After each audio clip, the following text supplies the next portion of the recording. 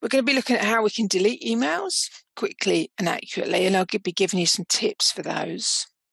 How best to organize your inbox, and also how can you identify emails that need actioning? You know, they come into your inbox, they sit there. What's the best ways of flagging them up? Now, just be aware that we're using the Outlook desktop version for this.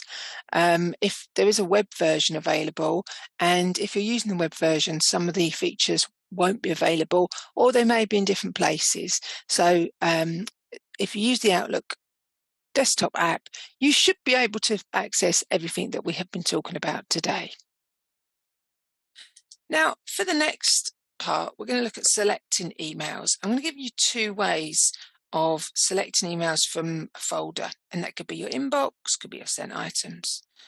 The first one is click-shift-click, and that would allow you to select a batch. The second one is using the control key. If you're using a Mac, you can replicate it with the command key, and that allows you to select non-adjacent emails. So what does a category allow us to do? Categories allow us to assign a color. And once you've assigned a color, you can assign a color to an email. You can assign a color to an appointment. So I use it in my calendar as well, and in my contacts. And it's really up to you how you categorize them. So you could do things by timescale. Maybe you want to have emails for planning, emails for color for networking, a color for client meetings.